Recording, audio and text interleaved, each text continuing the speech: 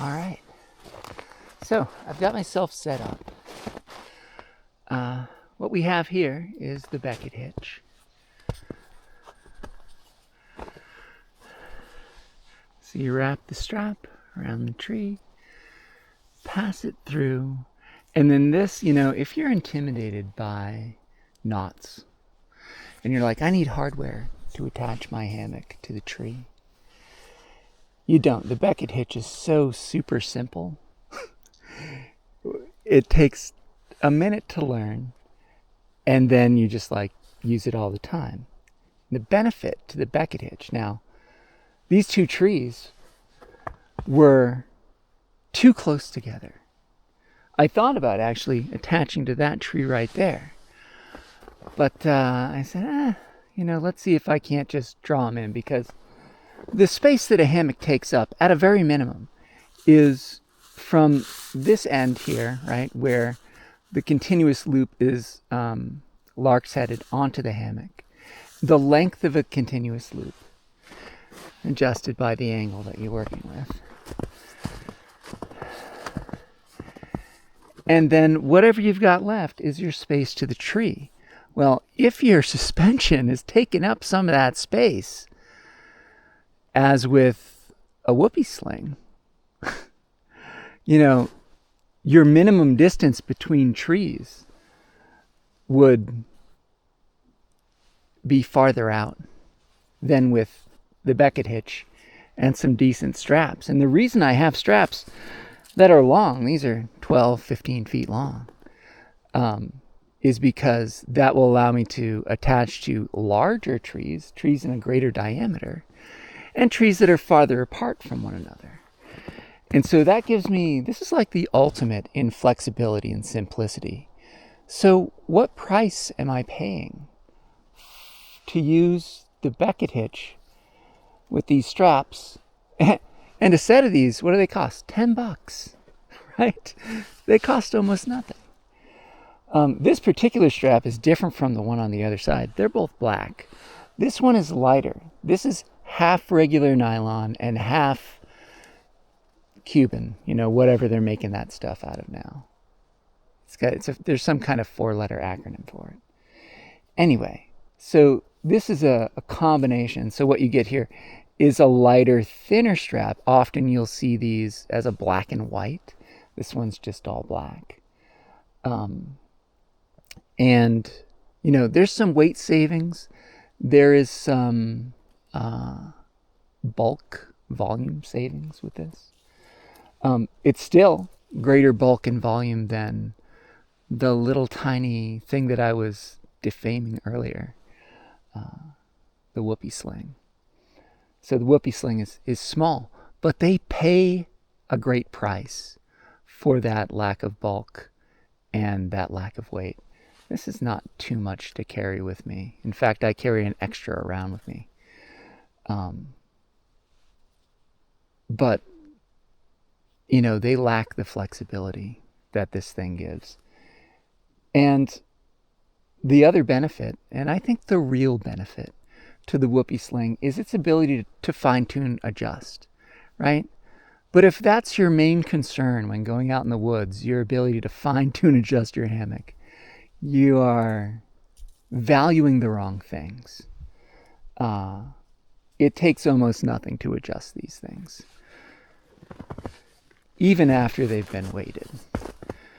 This one, on the other hand, I like more than that one.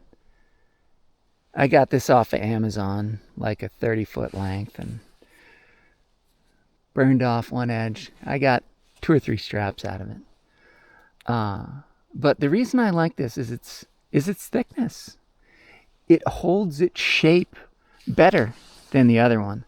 The problem when you get a weight, how this one's full-on nylon or polypropylene, whatever the hell the thing is. There's one kind that stretches and another kind that doesn't stretch. You want the don't stretch kind. And then when you weave in the light stuff, it retains its ability to hold on to the Beckett hitch, because that's the problem with the super thin straps made entirely out of whatever is mixed into this. They make them super thin. And if you get them at your normal 1-inch length, and you try and use it on the tree, as I have, you'll find that they scrunch up into what may as well just be a rope. And if you're interested in flattening the thing out, like, it's not worth it, guys. And if you get a 2-inch long one or one of those big ass ones, you're in the same boat, kind of. Not worth it. Not worth it, in my opinion. The other problem with those very thin ones is they don't work with hardware, because since it can't hold the Beckett hitch, that's my main problem with it. It fails to consistently hold the Beckett hitch. Then you're stuck with dicking around with like a Marlin spike, and that's a pain in the ass. That's the one that has a problem to adjust, especially after it's been weighted. Forget about that one. Maybe in your backyard, that's great. But if you're doing this stuff, no, don't use the freaking Marlin spike hitch. So that leaves hardware, or the Beckett hitch, or, something else. Do I need to go past the Beckett hitch? There's other alternatives out there that I've tried that are supposed to hold, those thin cords better. Not worth it.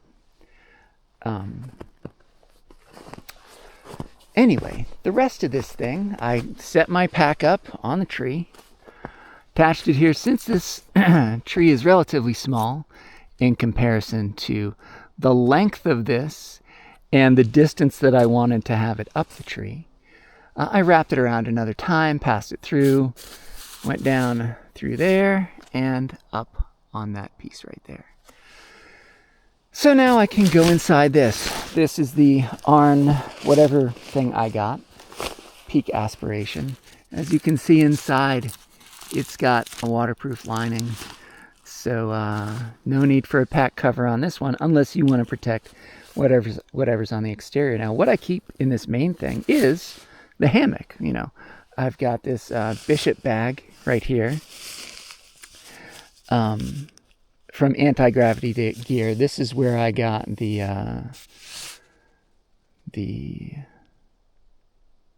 raincoat and kilt from Anti-Gravity.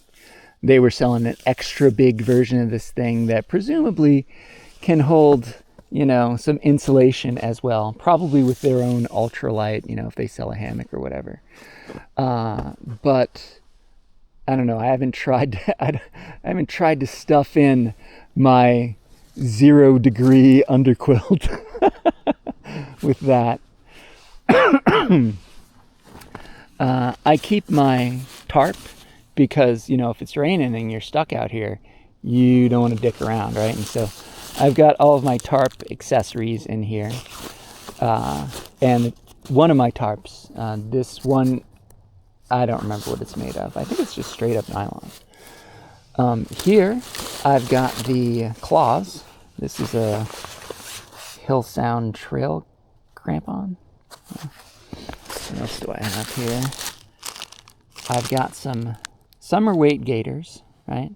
If I need gaiters, these are good to have. Easy. The problem with gaiters is they can get kind of bulky, go all the way up to your knee. These ones are nice. They'll keep a small amount of snow out. Nice and lightweight. Probably don't need them on the outside. Spare, black and white. Let's see. I don't know if I really need this, but I've got an umbrella. I've got a hat. This thing's great. Whoops. And, an adventure medical kit. So this is like a sun hat, but on the back, it just kind of falls down. It looks kind of weird when you wear it, but boy, is it effective. And it folds up great. Cinches to the back of your head, provided you get the right size, which I did not initially. And then you can cinch it, under your chin if you want, if the wind's blowing super hard. So I really like these.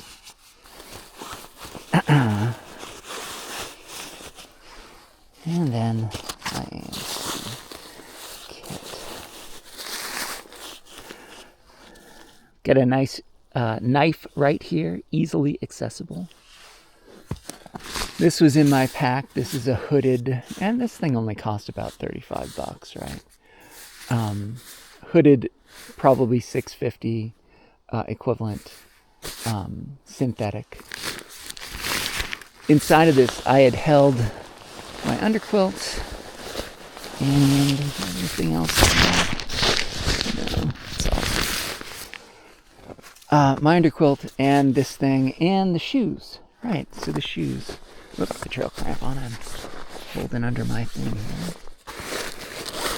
All right. So this is my hammock. This is the Dream hammock. On the end here, it's got mesh, to keep bugs out. And it's also got a full-on nylon, same thing, only it's opaque. It's for wintertime stuff.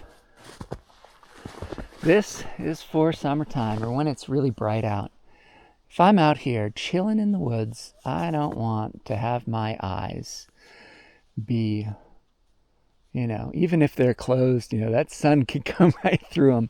So I keep this out here, and I'm out here lying in my hammock, listening to an audiobook or something, chilling out. Right, so I put my underquilt up, and I've got my sleeping bag. Not my sleeping bag, my pad. Nope. My pillow, inflatable pillow. This one's been good. I've tried a lot of different inflatable pillows. This was inexpensive. The valve on it, when you depress it and pull, right? If you press, that's how you get the air out. But as it stands right now, the air does not come out. But if I blow into it, air goes in. And so I can adjust it so that it gets a little more. And if I want it to come out, I just press it lightly without depressing and unlocking it. So it adjusts really well. When you're in a hammock, you don't want this thing all the way blown up. And you want to wear it like this, not like that. Last time I was out here, I didn't have these, and my little footsies got pretty cold. The other thing I'm definitely going to need as I cool down is some of these mitts, because I ended up taking out my summer weight quilt, and now I'm going to have nothing on my legs. I was going to take off these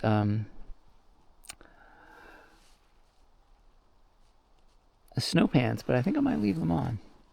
And my phone. So I've got the things that I need to be able to kind of unwind, lay down in my hammock, be nice and warm in this 0-degree underquilt. And the thing with the underquilts is this underquilt, it's rated for 0 degrees. But that's a survival rating. Comfort rating is going to be higher than that. You'll want to complement it with something else if you're really going to bring it down there. But in terms of the upward of that, it's not 20 or 30 degrees or even 40 degrees. This thing's going to be comfortable in the 60s, certainly in the 50s. This is bulky for that temperature, but it works just fine. So I like it. I've been impressed by this. In fact, the manufacturer of this, which is Hammock Gear, did a good job with it. I like it. Right. So I hung that up. I ended up attaching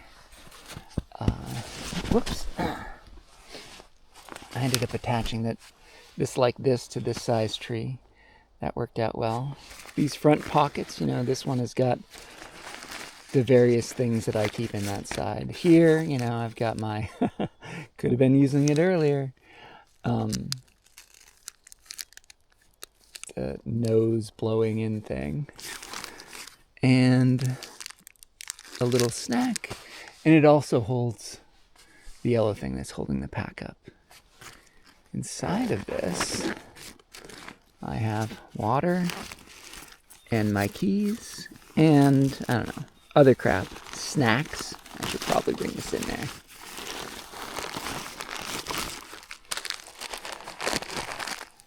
That amount of snack is going to last me quite a while. I don't need to worry about packing too small, using it, running out, whatever. And it fits right in there, no problem. So for my purposes, non-backpacking, fit everything to survive for a few days in your pack. For my purposes, yeah, it works out pretty well.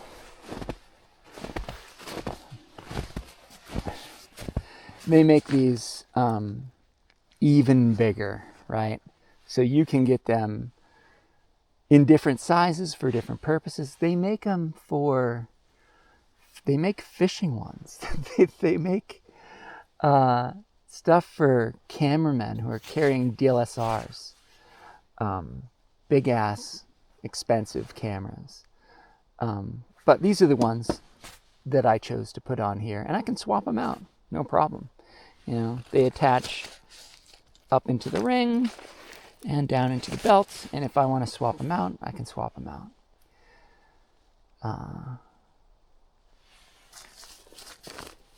Then on that side, I've got, some fire making stuff, yada yada, for sweat, some gum, way too much gum. I just shoved it in there. Yeah, that's it. And this, of course, is the mount. That is for hiking. And now I've cooled down because I've spent some time out here. Don't need to take my snow pants off. Might even put that coat back on and chill out for a while until I decide I want to get back up.